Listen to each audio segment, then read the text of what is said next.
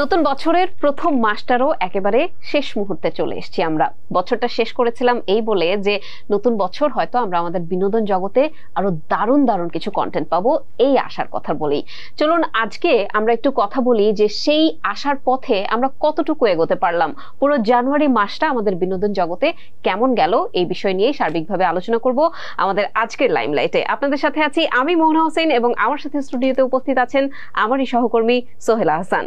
সোহেল, স্বাগতম আপনাকে। কেমন আছেন? ভালো আছি। কেমন গেল নতুন বছর, কেমন যাচ্ছে, প্রথম মাসটা কেমন গেল? মোহনা, আসলে উৎসব মুখর একটা পরিবেশ, শীতের যে আবেশ, শীতের সময় আসলে বিভিন্ন ধরনের উৎসব হয়, আয়োজন হয়। সেই রকম ঢাকা চলচ্চিত্র উৎসব ছিল, সিনেমা অঙ্গন এবং বিনোদন অঙ্গনের যে উৎসব সেগুলোও ছিল বা হচ্ছে, সারা দেশে হচ্ছে। বিভিন্ন জায়গায় লোকনাট্য উৎসব, যাত্রা আসর, বিভিন্ন ধরনের উৎসব। মানে বাংলাদেশে শীতকাল, মানে শীতকালে উৎসব মানে পারিবারিক উৎসবও হয়। শীতকালটাই আসলে উৎসবের জন্যই, খাবার দাবার সবকিছু মিলিয়ে, পিঠা পুলি সবকিছু মিলিয়ে একটা উৎসব মুখর পরিবেশ তৈরি হয়। তো উৎসবের সেই রেশ ধরে সিনেমার একটা বড় আসর হয়ে গেল ঢাকা আন্তর্জাতিক চলচ্চিত্র উৎসব। সেটির পর আশেপাশে সরকারি বেসরকারি ভাবে অনেকগুলো উৎসব হচ্ছে দেশের বিভিন্ন জায়গায়। তো সেগুলোতে অনেকেরই হয়তো যাওয়ার সুযোগ হয় না, কিন্তু আসলে আমরা কমন যে বিনোদন প্ল্যাটফর্মগুলো রয়েছে, নাটক, টেলিভিশন নাটক, ইউটিউব নাটক, ওটিটি কন্টেন্ট, সিনেমা, এগুলোর দিকে আমাদের বেশি চোখ থাকে। তো সর্বসাধারণের জন্য উন্মুক্ত থাকে। তো সব মিলে প্রথম মাসটি মাঝামাঝি একটা মুভমেন্ট ছিল, মানে বিনোদন অঙ্গনে।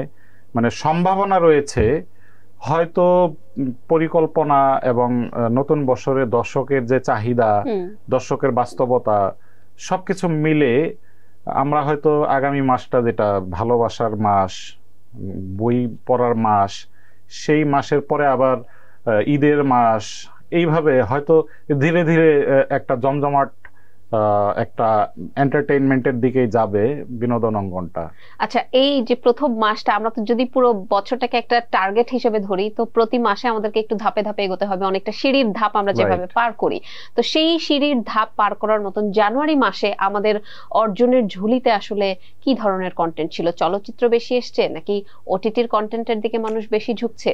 এই বিষয়ে একটা সার্বিক চিত্র জানতে চাই আপনার কাছে। দিয়ে কথা বলি যে ওটিটিটা ধীরে ধীরে বাংলাদেশে জনপ্রিয় হচ্ছে, কারণ এক সময় টেলিভিশন নাটক ছিল সেই জায়গায়। টেলিভিশন নাটকে একটা নির্দিষ্ট সময় দেখতে হয়, টেলিভিশন সেটের সামনে যেতে হয়, বা একটা নির্দিষ্ট সময়ের পর হয়তো আরেকবার পুনঃপ্রচার বা এরকম হয়। কিন্তু ওটিটিটা দর্শক তার নিজের সময়, নিজের বাস্তবতা, নিজের পছন্দ অনুযায়ী দেখতে পারে। তো যে কারণে বাংলাদেশে ওটিটি কন্টেন্ট, মানে আমাদের এখানে প্রযুক্তি যেভাবে মানে এগিয়ে যাচ্ছে, মোবাইলের সহজলভ্যতা, ইন্টারনেটের সহজলভ্যতা হচ্ছে, সেই ওটিটিও আগে যাচ্ছে, কারণ ওটিটির সাথে ইন্টারনেটের একটা সংযোগ রয়েছে। তো ওটিটির বিভিন্ন ধরনের চেষ্টা ছিল, কিন্তু ওটিটিতে যে আসলে খুবই বেশি আলোচিত হওয়ার মতো কোনো কাজ সেরকম না হলেও চোখে পড়ার মতো কাজ কিন্তু ছিল। যেমন অন্ধকারের গান নামে একটি ওয়েব ফিল্ম, সেটি আমরা দেখলাম, মোশাররফ করিম মম অভিনীত। তারপর এদিকে নোহা হুমায়ুনের চলছেই, মানে কিছুদিন পর পর। তারপরে চরকির আরো কন্টেন্ট আছে। তো সব মিলে এই কন্টেন্ট গুলোর মধ্যে একেবারে যে হতাশাজনক পারফরমেন্স আমি সেগুলো বলবো না, কিন্তু এগুলো কিন্তু দর্শক দেখছে, আমরা একটু হলেও এগিয়েছে। হ্যাঁ, তো ওটিটি কন্টেন্টের যে প্রতিষ্ঠানগুলো রয়েছে বা নির্মাতারা রয়েছে, তারা আগামী মাসের জন্য আরো ভালো প্রস্তুতি নিচ্ছে। ভ্যালেন্টাইন এবং সামনে ঈদ, একটা বড় রকমের প্রস্তুতি আছে। তো প্রথম মাসে আমরা যদি মানে ওটিটিকে মোটা দাগে মূল্যায়ন করতে যাই, আমাদেরকে আসলে একেবারেই মানে বাম্পার হিটের মতো তেমন কোনো প্রোডাকশন আসলে আমি দেখি নাই। কিন্তু বিনোদন জগৎটা জিইয়ে রাখার জন্য অনেক বড় ভূমিকা রাখছে, মানে চলমান। আর সিনেমার কথা যদি বলেন, চলচ্চিত্র জগৎ জানতে চাচ্ছিলাম যে কি অবস্থা। বাস্তবতা নিয়ে আমরা এই শোতে এর আগে অনেকবার কথা বলেছি। গত কয়েক বছর, 1 বছর 1.5 বছরের মধ্যে আমরা সিনেমার বাস্তবতা নিয়ে অনেকবার শো করেছি। তো যে সমস্যাগুলো আসলে রয়েছে সেগুলা হয়তো ধীরে ধীরে কাটবে, কিন্তু কন্টেন্টের যে বাস্তবতা সেটি কিন্তু খুবই গুরুত্বপূর্ণ বিষয়। আপনার ভালো খাবার যদি না থাকে তাহলে সেই রেস্টুরেন্টের গ্রহণযোগ্যতা কেমন থাকবে? তো একটা প্রেক্ষাগৃহে দর্শক যখন যায়, কি কারণে যায়? একটা ভালো মুভি বা ভালো কন্টেন্ট দেখতে। তো সেই বিষয়টি কিন্তু জানুয়ারি মাসে আমরা সেইভাবে দেখি নাই, যদিও রিক্সা গার্ল নামে একটা সিনেমা যেটি ন্যাশনাল মানে ইন্টারন্যাশনালি খুবই সাড়া জাগানো সিনেমা, সিনেমাটি কাজ হয়েছে দীর্ঘদিন আগে, কিন্তু বাংলাদেশে এটার স্ক্রিনিং হয়নি। বাংলাদেশে ফার্স্ট এই মাসেই রিলিজ হলো কয়েকদিন আগে। এবং সিনেমাটি যে খারাপ সিনেমা আমরা সেগুলো বলবো না, সিনেমার যেসব যোগ্যতা থাকা উচিত এটা দিয়ে এই সিনেমার রয়েছে, কিন্তু এটি গল্প বিষয়ভিত্তিক সিনেমা, রিক্সা এবং এর সাথে সম্পর্কিত আরো কিছু বিষয় নিয়ে এটির গল্প তৈরি করা হয়েছে। আর এটা আসলে পরিচালক আমাকে জানিয়েছে যে তার একটা দীর্ঘদিনের স্বপ্ন ছিল রিক্সা কেন্দ্রিক বা আর্ট এইগুলো নিয়ে কিছু একটা করার। কিন্তু আমরা বাংলাদেশের দর্শক গতানুগতিক যে ফরম্যাটে থাকে, যে নাচ গান দেখতে চায়, দুষ্ট কুকিল গান দেখতে চায়, হ্যাঁ, তো কিছু ডায়লগ দেখতে চায়, যেটা আমজনতার দর্শক, আমরা যেটাকে বলি যে মাস মানে মফস্বলের দর্শক, মফস্বলের দর্শকের কাছে হয়তো রিক্সা গালের বিষয়টি ওইভাবে গ্রহণযোগ্যতা নাও পেতে পারেনি। কিন্তু আধুনিক যে সিনেমা হলগুলো রয়েছে বা আধুনিক মানে শহর কেন্দ্রিক যে দর্শক রয়েছে, তারা কিন্তু খুব আগ্রহ নিয়ে সিনেমাটি দেখছে। এছাড়া আশেপাশে আরো যে কয়েকটি সিনেমা রিলিজ হয়েছে সেগুলো নিয়ে আসলে খুব বেশি প্রত্যাশা এবং প্রাপ্তির খুব বেশি সমন্বয় হয়নি, খুব একটা ভারী হয়নি। আসলে সব সিনেমা তো সবার জন্য হবে না। কিছু কিছু সিনেমা যেটাকে আমরা জনরা বলি বা নিশ বেসড কাজ বলি, যে কিছু সিনেমা যারা আর্ট পছন্দ করে তাদের জন্য হবে, কিছু সিনেমা যারা নাচ গান পছন্দ করে বা হিরোইজম পছন্দ করে তাদের জন্য হবে। তো সেই জায়গা থেকে আমরা ওই সিনেমাগুলোকেও সফল বলতে পারি। খুব সারা না জাগালেও যাদের মনে আসলে আন্দোলনটা তোলার কথা, তাদের মনে যদি তুলতে পারে তখন আমরা সেগুলোকে সফল বলতেই পারি। রাইট। আচ্ছা, চলচ্চিত্র জগৎ নিয়ে আমরা কথা বললাম, আমরা ওটিটি নিয়ে কথা বলেছি। একটা প্রশ্ন করে শেষ করতে চাই, সেটা হচ্ছে কোন তারকারা আশার আলো জ্বালাচ্ছেন বা আপনি দেখছেন? যেহেতু আপনি এখানে কাজ করছেন দীর্ঘদিন, আপনার কি মনে হলো প্রথম মাসের কাজ দেখে যে তারা বাকি সময়টা হয়তো দর্শকদের মনে আশার আলো জাগিয়ে রাখতে পারবেন? একটি ব্যতিক্রম ছাড়া বাংলাদেশে মানে অভিজ্ঞরাই আশার আলো জ্বালায়। এটা আমরা সিনেমায় দেখেছি যে সাকিব খান, তুফান সিনেমা, এর আগে প্রিয়তমা, মানে আমাদের সিনেমা ইন্ডাস্ট্রি মানে শেষ হয়ে যায় তখন সাকিব খানের একটা সিনেমা হিট হয়।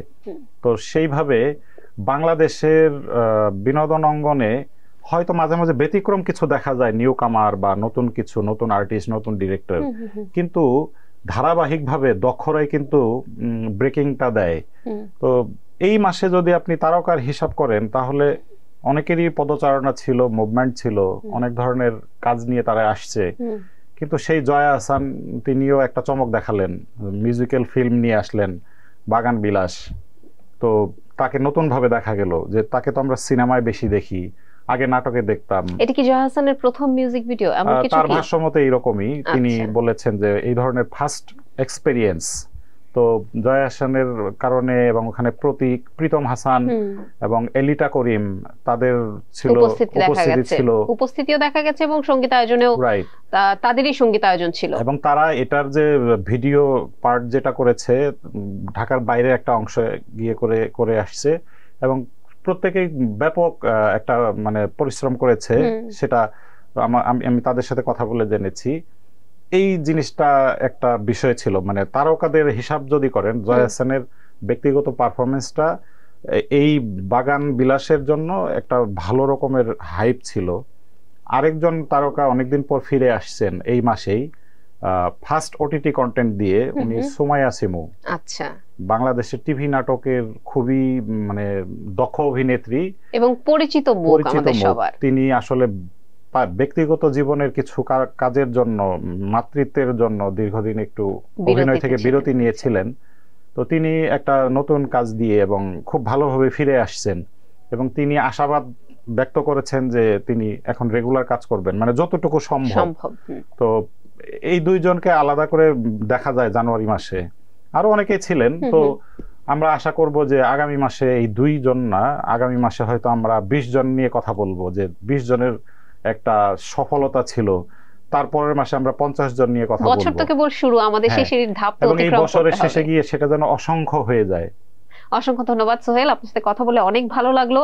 প্রতিবার যেমন বলি যে আপনি একদম সবশেষে আশার সঞ্চার করে দেন, আজকেও তার ব্যতিক্রম হয়নি। আমার মনে আবারও আশার সঞ্চার হয়েছে বিনোদন জগৎ নিয়ে। ধন্যবাদ সোহেল আপনাকে। Thank you.